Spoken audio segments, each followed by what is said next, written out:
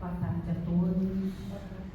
Que a paz de Jesus possa nos envolver, envolvendo a todos nós aqui encarnados, nesta tarde, na casa de Francisco de Assis, mais uma reunião, que estamos envolvidos nessas vibrações mensageras, e aos nossos irmãos desencarnados que também se encontram aqui junto a nós, nesse momento. Possamos estar com os nossos pensamentos elevados, buscando essa sintonia com o alto, tão importante para que a gente possa permanecer em vibrações de fraternidade.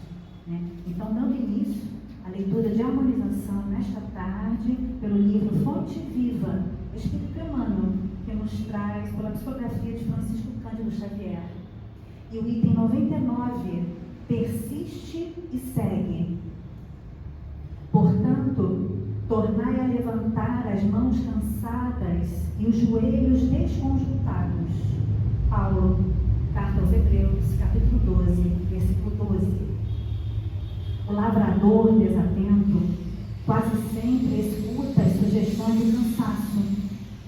Interrompe o serviço em razão da tempestade e a inundação lhe rouba a obra começada e lhe aniquila a coragem incipiente.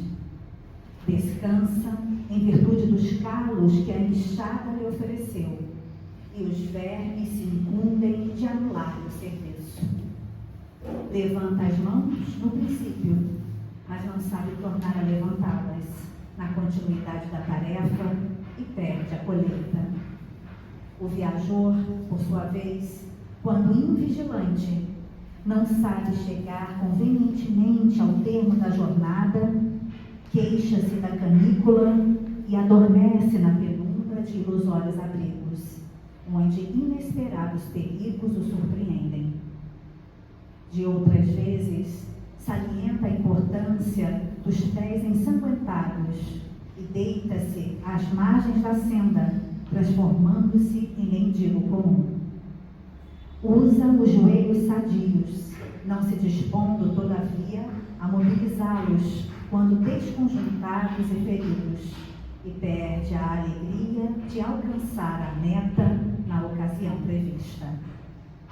Assim acontece conosco na jornada espiritual. A luta é o meio, o aprimoramento é o fim, a desilusão amarga, a dificuldade complica, a ingratidão dói, a maldade fere. Todavia, se abandonarmos o campo do coração, por não sabermos levantar as mãos de novo, no esforço persistente, os vermes do desânimo proliferarão, precípites, no centro de nossas mais caras esperanças. E se não quisermos marchar de joelhos desconjuntados, é possível sejamos retidos pela sombra de falsos refúgios durante séculos consecutivos. E assim, através dessa lição, sempre nos concitando a seguirmos e a persistirmos na estrada do bem e do amor, junto a todos, que possamos permanecer na tua paz, Aqui nos encontramos em teu santo e bendito nome, Senhor. Que a nossa irmã Tarcilene, nesta tarde, com o tema O Apóstolo Paulo, possa ser iluminada pelos bons amigos espirituais, pelo seu protetor e por toda essa falange do bem, de amor, paz e bem a todos nós. Graças, Senhor.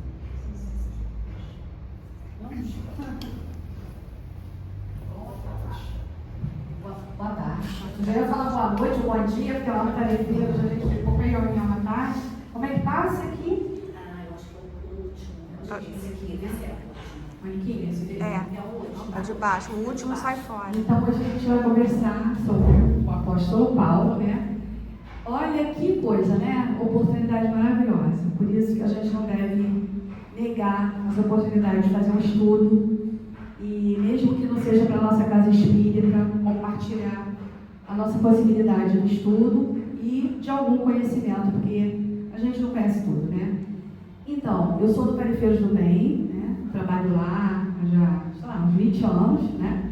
E há uns anos atrás, nós fizemos um ano inteiro de estudo das cartas de Paulo. Todas as reuniões públicas tinham cada mês um tema, as cartas aos Filipenses, aos Coríntios, e a gente foi percorrendo todas as cartas de Paulo, né, trazendo as passagens, refletindo um pouquinho sobre, mas naquela época não estudei mais. Então agora, olha só, que bom, que eu pude voltar e mergulhar um pouquinho nesse personagem, né, tão importante para o cristianismo, que é Paulo. Então a gente deve muito a Paulo. Embora a gente descobre, né, Paulo, ele não foi contemporâneo de Jesus, ele não conheceu Jesus, ele conheceu Maria. E se a gente quiser conhecer um pouquinho mais da vida de Paulo, tem o Atos dos Apóstolos, que é no Novo Testamento, que a gente vai encontrar, né? Esse livro aqui, que é de Emmanuel, Paulo e Estevão, tá? Que é muito bom, Emmanuel trazendo coisas do plano espiritual para nosso conhecimento, né? E também no Novo Testamento a gente encontra as cartas de Paulo, que ele na época mandou para aquelas regiões que ele já tinha visitado, e a gente vai ver um pouquinho aqui também. É muito interessante a vida de Paulo, e eu descobrindo assim, de outra vez que eu não sabia, que se não fosse Estevão, esse espírito que ele perseguiu e mandou matar, ele não teria conseguido levar o cristianismo a todo o Oriente. Talvez, claro, a espiritualidade sempre tem um plano, né? Se não der certo esse, tem aquele. Que nem na codificação. Se não fosse Allan Kardec, Leon Denis substituiria. Assim como Paulo também. E Paulo, quando reencarnou, já veio com essa missão. E a gente vai ver aqui agora no nosso estudo. Ele era conhecido como apóstolo dos gentios porque todo aquele que não era judeu era de fora e conhecido como gentio. E a esses ele deu valor e a esses ele divulgou o cristianismo. Vejam, né? Ele nem conheceu Jesus. E mesmo não sendo um daqueles 12 apóstolos, ele é considerado, sim, um apóstolo do cristianismo, seguindo Jesus, né? Deixa eu ver se não está lindo, então não é essa. Vê só, é mais. Você está ligado, né? Ah, tá. Vê só. Deixa eu ver. Apertei. Que ali vocês sabem quando o palestrante bota o PowerPoint é fora, tá? Ah, é do meio. Tá. Foi, agora foi mais. Acho que eu vou voltar. Vamos lá. Então, eu dividi o nosso estudo em 4 partes, tá? Então, deixa eu explicar uma coisa aqui. Eu fui professora durante 30 anos, eu tenho uma veia didática muito grande e eu estou levando para as minhas palestras. Ao mesmo tempo que é bom que as pessoas compreendem melhor, né? Faz parte de mim, né? Então, não vou renegar uma coisa que faz parte de mim.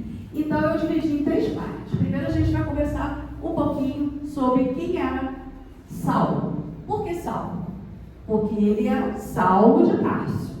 Depois de um certo acontecimento, ele se transformou em Paulo de Tarso.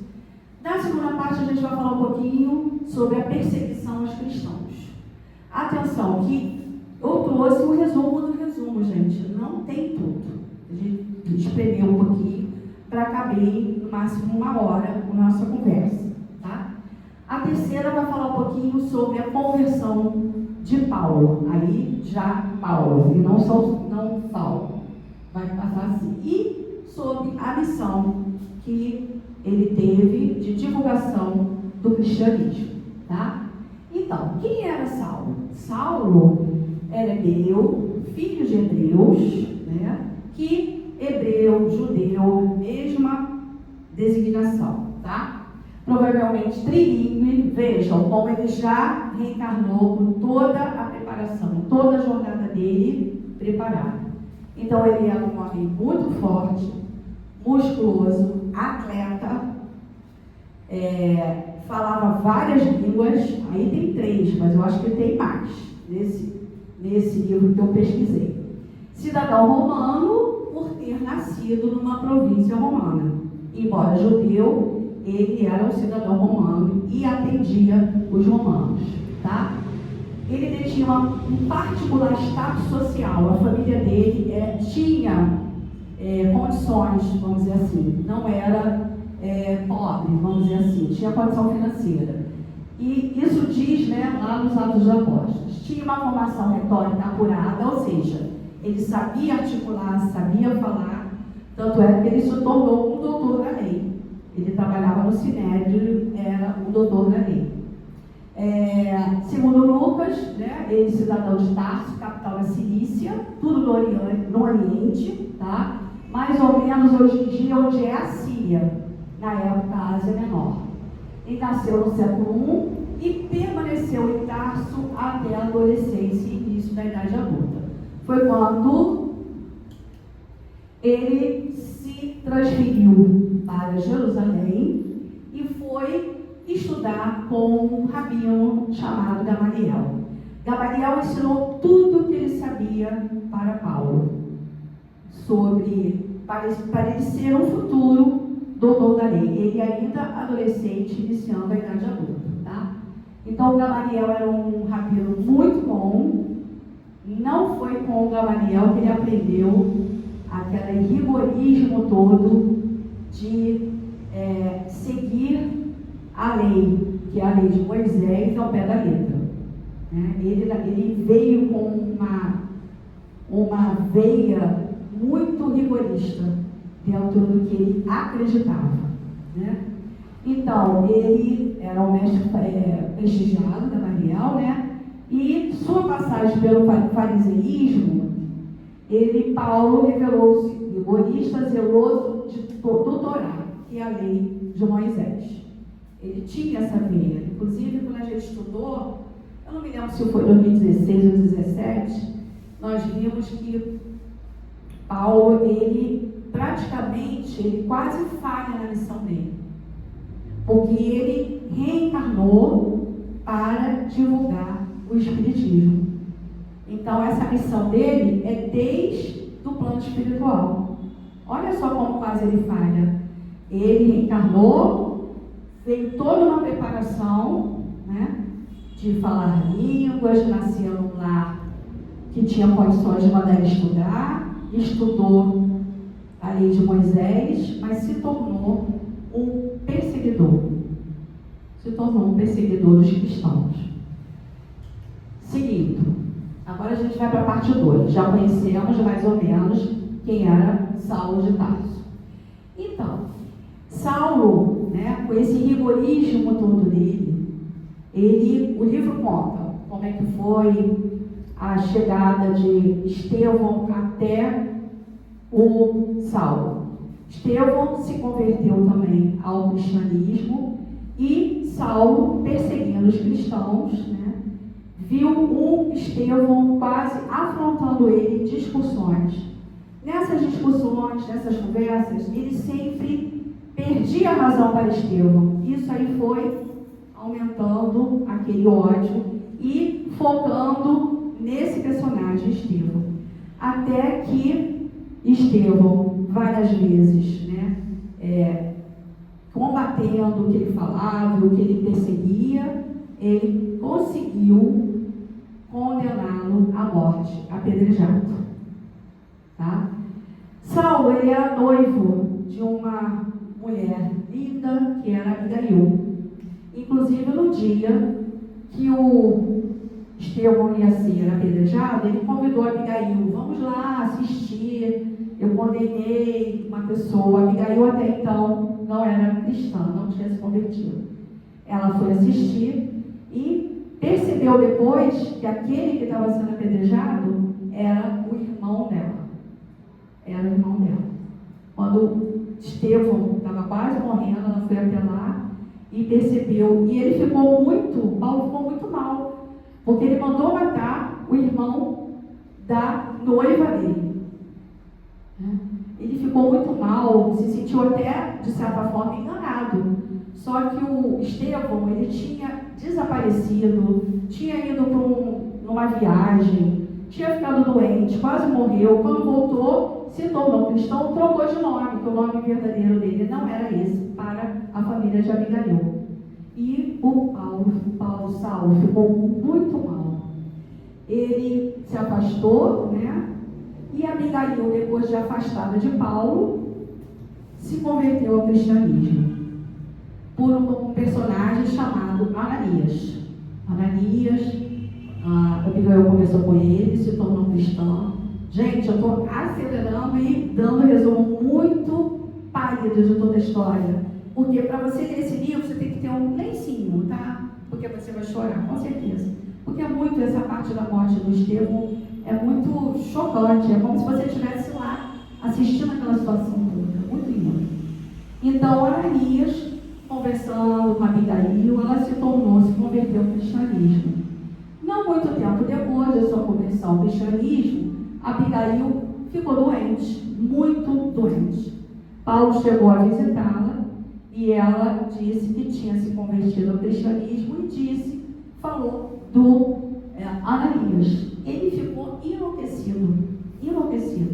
Primeiro ele tinha, feito o que fez, de certa forma um arrependimento, porque mandou matar o irmão da noiva dele. Se afastou, o orgulho não deixava que ele se aproximasse e continuasse com ela, pelo fato dela ter se tornado logo depois cristã. E quando ela morre, ele ficou extremamente desequilibrado. Ele só pensava em vingança. E a quem ele estava culpando?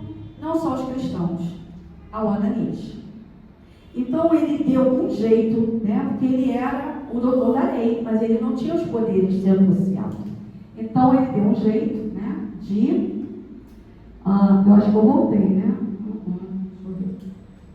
Não. Então ele elabora um plano para perseguir os cristãos, entre aspas, Ananias. Ele queria, não, porque lá em Damasco está tendo umas revoluções, eu preciso ir até lá, ver o que está acontecendo, mas eu preciso, como se fosse assim, carta branca para resolver toda a situação, Então, ele foi, e olha só o que ele fala, Gente, eu não estou acertando isso. Vamos lá. Não é o próximo. E eu estou voltando todo, Jesus. É para baixo. Decepção, Então, ali também está uma coisa que eu não falei, que ele se inflamava de ódio pelo Messias, por Jesus. Ele alimentava o ódio por Jesus, nem conhecia Jesus, Então, sem outras esperanças, armou um plano para seguir para Damasco, para perseguir Ananias e os cristãos. E ele... Ai, meu Deus, É o de baixo. É o de baixo. Até o final não acerta. Aí ele conseguiu uma autorização para ir para Damasco, Olha o que diz a autorização. Isso está lá no livro Paulo Estevam. Ele coloca da seguinte forma: não somente nesses núcleos precisamos desenvolver a obra saneadora, mas ainda agora chegam-se notícias alarmantes de Damasco e requerem providências imediatas. Foi o documento que ele mandou para os chefes dele, para poder justificar a ida dele para Damasco, para ir atrás de Ananias, Localizou-se ali perigosos elementos, o velho chamado Ananias. Lá está perturbando a vida de quantos necessitam de paz nas sinagogas. Não é justo que o mais alto tribunal da raça se desinteresse das coletividades israelitas noutros setores. Proponho estendermos o benefício dessa campanha a outras cidades e, para esse fim, ofereço todos os meus préstimos. Olha como ele era bonzinho. Ele estava num sentido de pessoal e ele estava justificando ali como se fosse para os chefes do Sinédrio, Bastaria então somente um documento para essa habilitação a fim de acionar todos os recursos que me pareçam acertados, inclusive a da própria pena de morte, quando se julgue necessária e oportuna. Então ele queria carta branca para fazer o que ele achasse melhor. Ele estava tomado de raiva, totalmente desequilibrado com a morte Abigail. Quando ele chegou na estrada de Damasco, estava indo, dizem que é cavalo, dizem que é camelo. Quando ele estava seguindo com os seus soldados, no meio da estrada ele viu uma luz muito forte. Ao ver a luz, ele cai do cavalo ou do camelo e ele ouve uma voz: Saulo, Saulo, por que me persegues? E quando ele caiu e ele viu aquela luz, ele ficou cego, ele não enxergava mais nada. Imagina a claridade, imagina a vibração de Jesus. Ele não viu a imagem de Jesus, ele viu uma luz muito forte por conta da vibração de Jesus. Os outros soldados fugiram, foram embora, se dirigiram de volta a Jerusalém e ele continuou lá, né? Jesus falou, ele perguntou: quem és, Senhor? E a resposta foi: eu sou Jesus a quem tu estás perseguindo. Então Jesus não curou ele, não falou mais nada, pediu que ele se dirigisse à cidade de Damasco e que procurasse uma certa pessoa numa certa casa. Ele mesmo assim, sem enxergar, chegou nessa casa. E a quem recebeu ele lá? Ananias. Ananias o recebeu, cuidou dele, ficou durante de uma noite para um dia curando dele. Ele não enxergou imediatamente, os olhos dele estavam cheios de escamas. Então, no dia seguinte, quando ele começou a enxergar, ele já estava mais calmo, né? Esse encontro com Jesus foi o diferencial na vida de Paulo, né? Trocou seu nome para Paulo, de Saulo para Paulo de Tarso, né? E achou que agora eu vou ser aquele que vai disseminar o cristianismo. Mas no primeiro momento, Paulo se equivocou bastante. O que ele queria? Ele queria chegar como doutor da lei num sinédrio e convencer os judeus de que o cristianismo era bom, que Jesus era bom. Vocês acham que alguém ia acreditar nele? Um perseguidor de cristãos, do dia para a noite, chegar no sinédrio falando bem do cristianismo? Ele matou vários, ele perseguiu. Ninguém acreditaria. Riram dele, debocharam dele. Então, ele percebeu depois, né, de um tempo, que ele estava totalmente equivocado. Ele foi negado pelos pais, tentou voltar para a família dele, o pai não abriu a porta para ele. Ele já tinha uma irmã, ninguém queria saber da família dele, saber dele. E ele, há um tempo antes dele ser rabino, ele ficou um tempo no deserto. Ele era tecelão de origem, então ele fazia tapete. Então o que ele resolveu? Ele foi para o deserto, ficou hospedado na casa de 2 cristãos que não sabiam que ele foi perseguidor dos cristãos, ficou hospedado lá e ficou durante 3 anos fazendo tapeçaria. Segundo Júlio César, lá na nossa casa, ele ficou... foi a primeira notícia que a gente teve de rodas de conversa, de sala de conversa, porque enquanto ele fazia os tapetes, eles iam refletindo sobre Jesus, sobre os ensinamentos do Mestre e tudo que Jesus trouxe. Até que um dia ele teve que falar para aquele casal, Prisca, eu não me lembro o nome dele, mas ela era Prisca, revelar que ele tinha sido um perseguidor de cristãos. Então ele ficou lá durante 3 anos. Durante esses 3 anos é que foi caindo a ficha para ele, né? Então aí ele foi percebendo o que ele realmente poderia fazer para ele, vamos dizer assim, reparar o que ele fez durante toda a vida, né? Se a gente pudesse pegar o céu e o inferno na segunda parte, penas e gozos futuros, lá no capítulo, acho que é capítulo 7, 16º, 17º parágrafo, fala que são 3 passos para a gente se arrepender. Quais são eles? Para a gente reparar e chegar à evolução que nós precisamos enquanto espíritos imortais que nós somos. O primeiro passo é o arrependimento. O segundo passo é a expiação. E o terceiro passo é a reparação. Será que nós, vamos refletir aqui, nós conseguiríamos numa reencarnação alcançar esse caminho reto e rápido, ou seja, uma reencarnação? Vocês acham? Vocês acham fácil isso? Se arrepender, expiar e reparar na mesma reencarnação? Paulo conseguiu. Em que momento ele se arrepende? Ele se arrepende quando encontra Jesus. Naquele momento que ele se arrependeu do que ele tinha feito com os cristãos.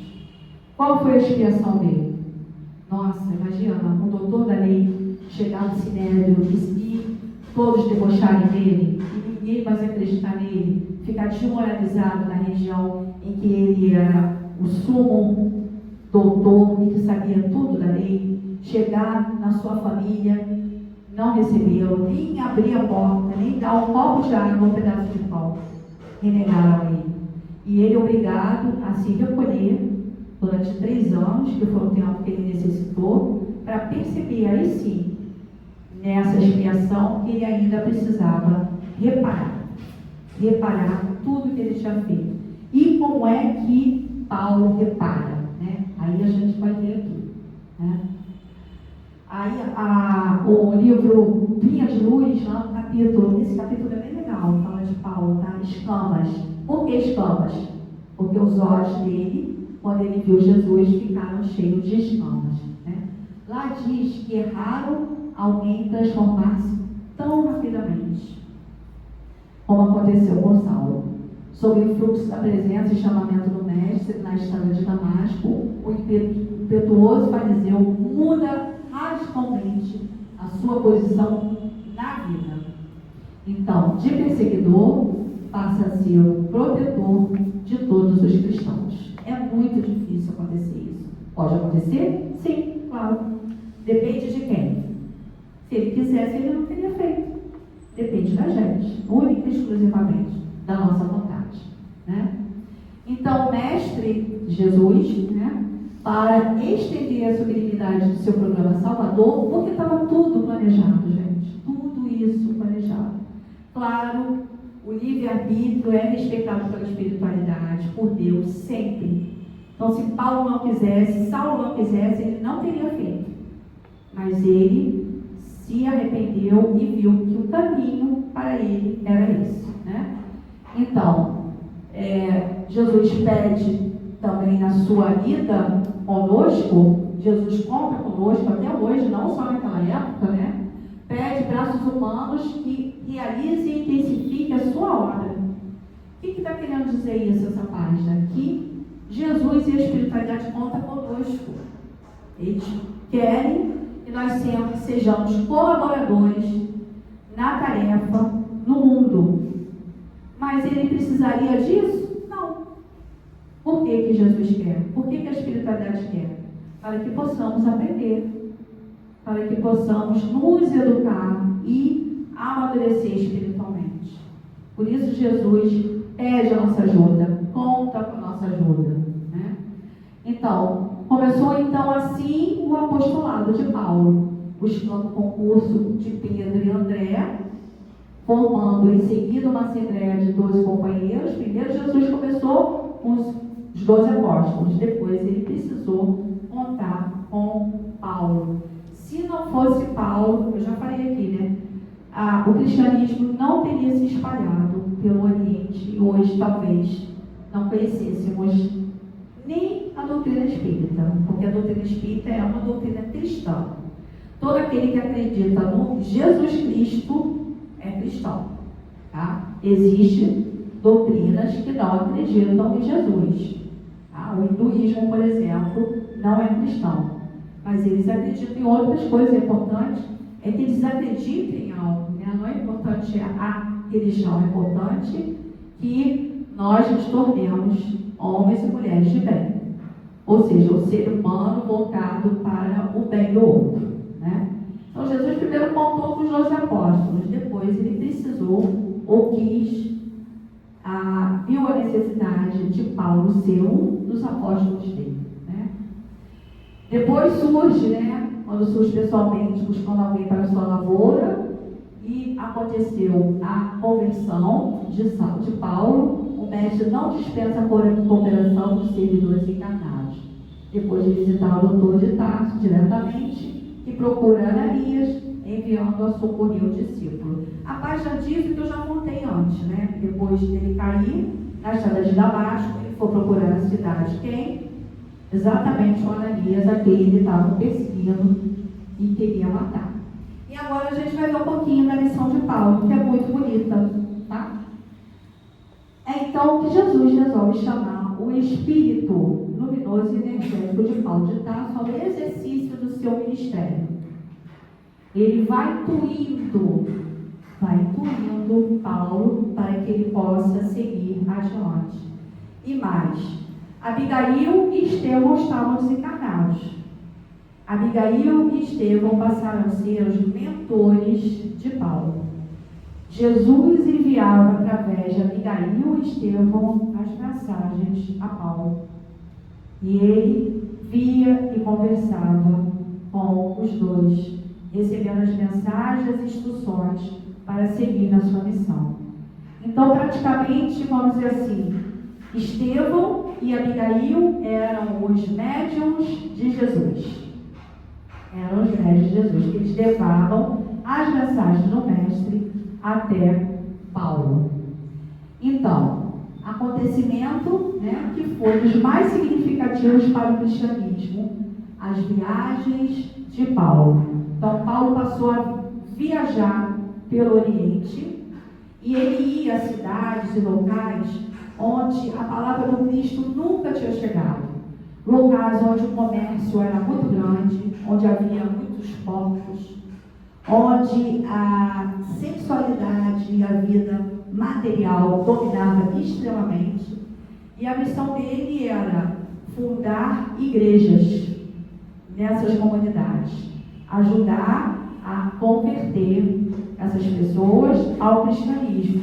Então ele foi a várias cidades, Corinto, Filipo e outras, a gente vai ver daqui a pouco quais foram, e saiu fundando igrejas, levando a mensagem do Mestre. Foi fácil, gente? Vocês acham? Numa época que não tinha Uber, que não tinha metrô, não tinha nem carroça. Então ele ia muitas vezes a pé, ou de burro ou cavalo, e às vezes ele precisava caminhar. Então entenderam agora por que ele, ao reencarnar, se tornou um atleta? Ele era um atleta, ele era musculoso, ele tinha força muscular. Porque se não fosse isso, ele não conseguiria. E durante essas caminhadas, Paulo foi preso, ele foi perseguido e sofreu muito. E imagina, vamos pensar assim, Kardec no século XIX, na codificação, quando ele fez o Livro dos Espíritos, quanta opressão Kardec não sofreu por conta de trazer uma nova doutrina. A gente vê nas obras, a gente vê o quanto ele teve opositores lá no livro que é o Espiritismo. Ele conta bastante coisa, e na introdução do Livro dos Espíritos também. Como é que foi difícil, quem já viu o filme Kardec também, ver o quanto ele sofreu, o quanto ele, até pedras, né? E quanto as pessoas que ajudavam a ele desistiram por conta da opressão, porque a novidade espanta, a novidade assusta, a mudança requer um reconhecimento grande das pessoas, e a gente não quer mudar, a verdade é essa, né? A gente teve notícia agora, essa semana, do censo de 2022 em relação à parte de religiões. Aí o movimento espírita está todo sacudido por conta disso. Aí estão procurando o que seria o culpado de ter diminuído a quantidade de pessoas que se declararam espíritas, passou de 2,2 para 1,8 de pessoas que se declararam espíritas na pesquisa do censo 2022. Ainda está saindo o resultado, não sai totalmente, né? Mas a gente pode, assim, pensar, refletir, não para achar culpado. Para a gente pensar um pouquinho o que está acontecendo, o que foi. Foi a pandemia. Mas a pandemia não aconteceu só para o espírita. A pandemia aconteceu para o evangélico, aconteceu para o católico. Algumas religiões aumentaram a quantidade, como os evangélicos aumentaram. E as reflexões ficam, né?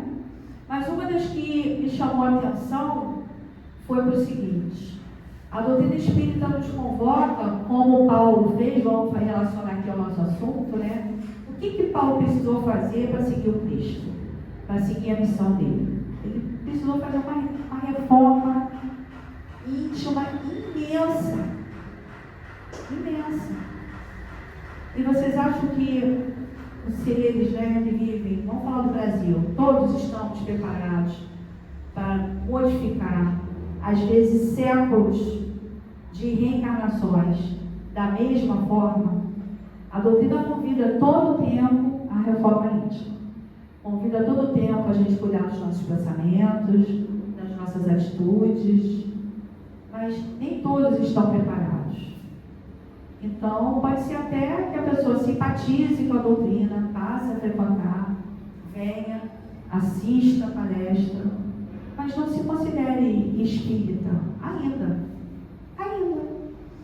Então, a doutrina espírita, ela não entra na gente de uma hora para outra. É uma doutrina que tem fé raciocinada, que precisa de estudo, precisa de reflexões, convida todo o tempo para isso, né? E demora a entrar na gente. Mas depois que entra, ela se solidifica. Ela nos dá segurança naquilo que a gente acredita. Mas para isso a gente precisa estudar, precisa aprofundar. Então, isso aí é o que me chamou mais atenção, refletindo, não procurando culpado. Porque isso, porque o fulano isso, porque o fulano aquilo, porque o centro espírita não faz isso, que não faz aquilo. Não adianta. A gente não pode uniformizar conforme cada centro espírita deve agir. Cada um tem sua característica. O Brasil é um país muito grande. Se você for dar aula do mesmo jeito que você dá aula na Zona Sul e vai dar aula numa comunidade, você não vai conseguir. Você tem que ver qual é a clientela, né? Como é que eles são. São assim. Então vamos atender aquela clientela de acordo com a necessidade. E precisa ver a necessidade do outro. Então aquela história, né? Talvez, né, a gente lá na Gênesis fala que não há milagres. Jesus não fez milagres. Será que o Espírito, aí a reflexão nossa, tá? Será que o Espírito está querendo milagres? Ou a gente está precisando se sacudir, né? E olhar para aquele que está chegando na casa espírita, ao mesmo tempo ter paciência de que ele, com o tempo, se identifique com a doutrina, a ponto de, quando chegar um recenseador na casa dele, perguntar qual é a sua religião, ele falar: eu sou espírita. Então, isso é um processo, né? Então, nós vamos ter que ter paciência para entender e para achar os nossos caminhos. Lembrando, outro ponto, é uma doutrina muito nova. A religião cristã, a religião católica, quanto tempo tem, né? Eu não vou aqui chutar a época não, mas quanto tempo tem? Jesus não trouxe religião, tá? Jesus não era católico, Jesus não era protestante, Jesus não era espírita. Mas o que ele falava, algumas coisas, muitas coisas, dá sentido ao que acreditamos. Quando ele dizia: há muitas moradas na casa do Pai. Quando ele se referia a isso, ele estava se referindo aqui: o planeta Terra não é o único habitado. Nós temos infinitos planetas habitados, não da forma que a gente conhece, mas de outras formas. Por que não? Por que não? Né? Se o universo é imenso e Deus é o nosso Pai. Voltando para o nosso tema, só que está um tema muito atual, todo mundo muito conversando sobre esse assunto, né? Então, ele foi de cidade em cidade, fundando igrejas, convertidos na paz, falando do Mestre e inflamando corações. Lembram? Ele tinha a característica da retórica. Ele falava muito bem. Ele se expressava de uma forma diferenciada. Então, ele levou as qualidades dele, todas, para a divulgação da doutrina espírita. Por isso que a gente deve reconhecer, nada é por acaso. Sua influência providencial teve, por fim, evitar uma aristocracia injustificada dentro da comunidade cristã. Que aristocracia era essa? Então, para você ser cristão, você só podia se isso, aquilo. Não podia isso. Serve para a gente também, né? Às vezes você quer fazer um estudo na casa espírita, mas você não é espírita, não pode fazer o ESG. Poxa, no ESG, no estudo sistematizado, que a gente vai estudar, um dia se tornar realmente espírita. Então, ele trouxe, né, a simplicidade. Ele veio mostrando que o Cristo, ele era simples e humilde de coração. E acolhia todos, judeus e não judeus. Então, esse foi o diferencial de Paulo na sua divulgação. Isso está no livro A Caminho da Luz. Tá? Lá também tem. Então, tão logo se verificou o egresso do Cordeiro a jejum de luz, quer dizer, Jesus, né, que voltou, a comunidade cristã, de modo geral, começou a sofrer a influência do judaísmo.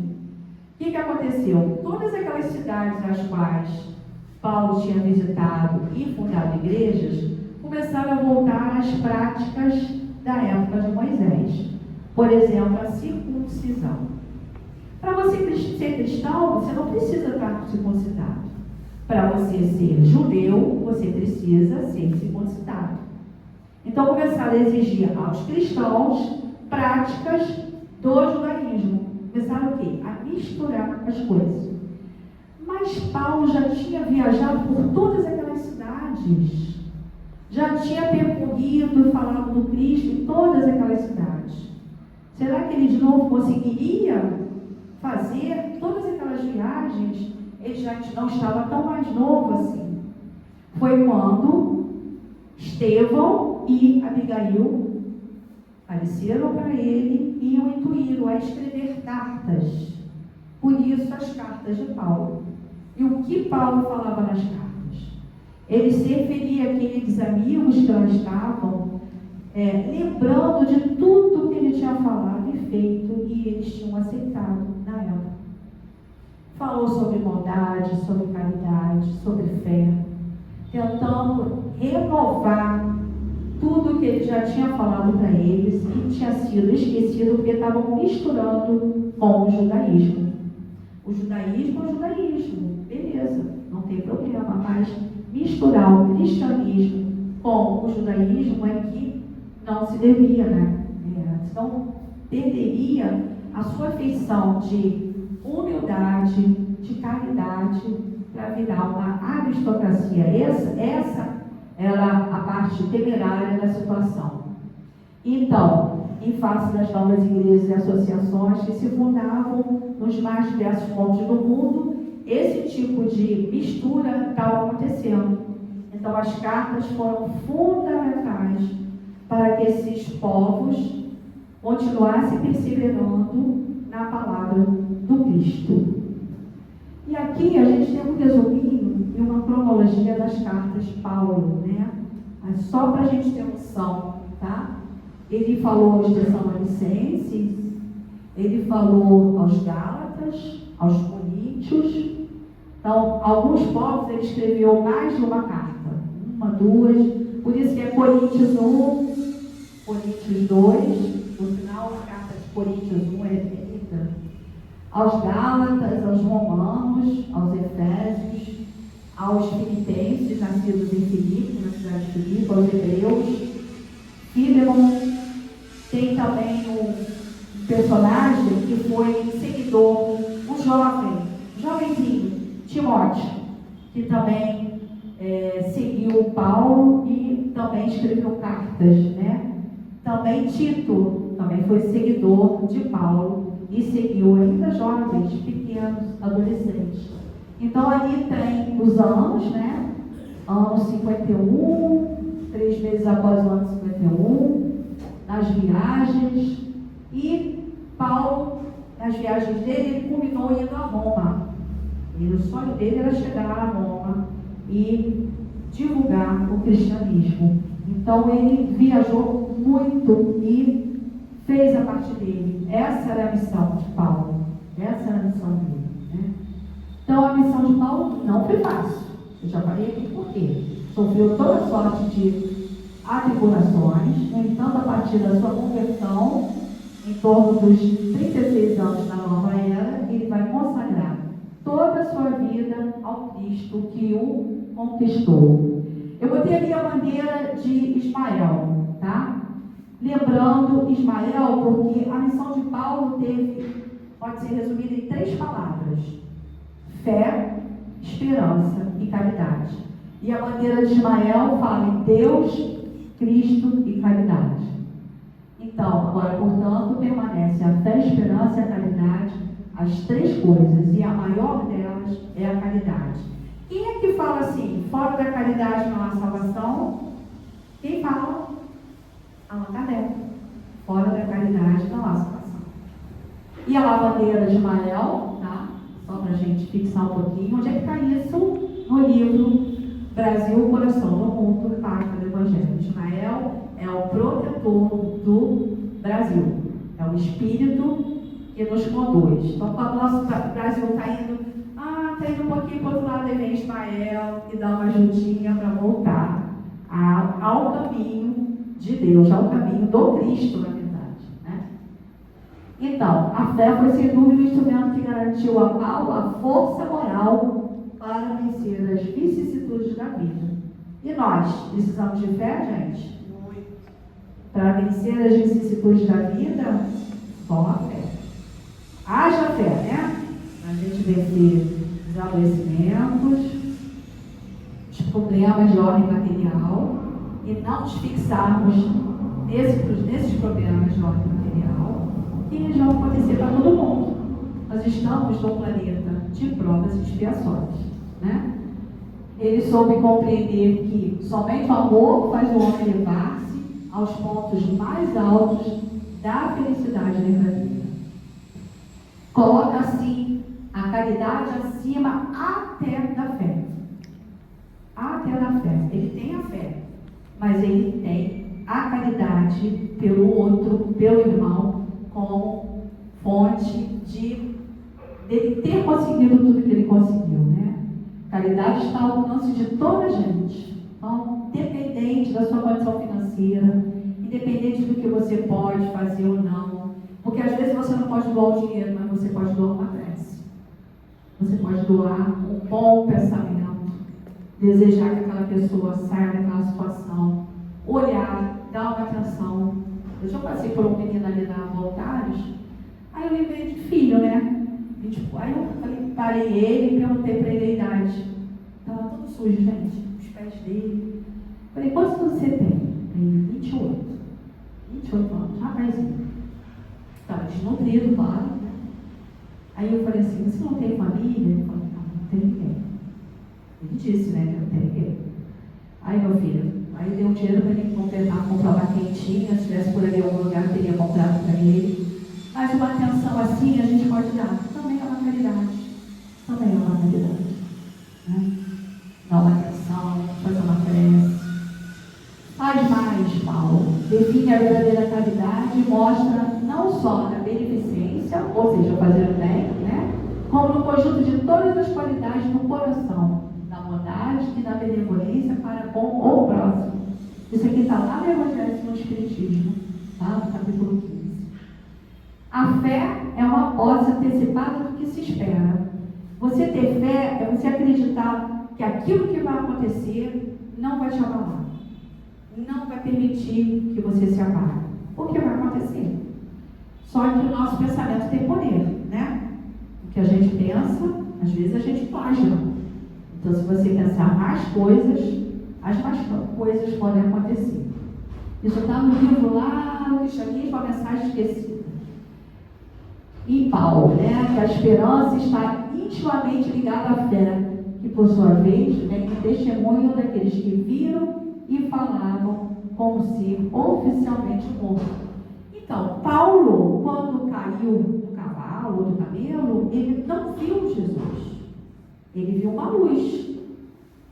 Olha a esperança dele. Mas ele acreditou que viu.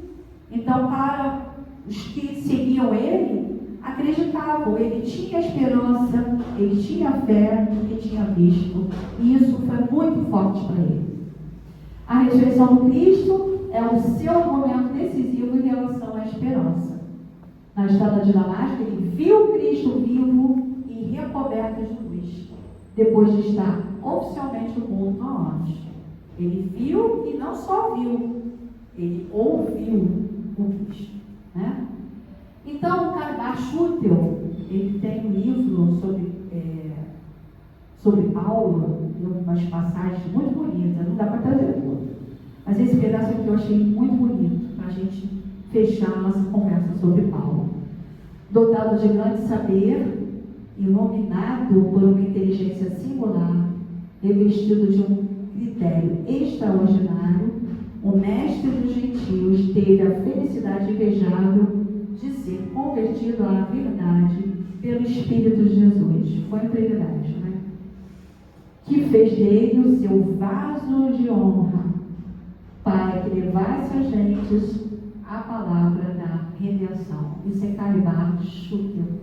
Lembrando que Paulo foi morto e recebido por Jesus no plano espiritual, segundo Emmanuel, no livro Paulo e Estevão.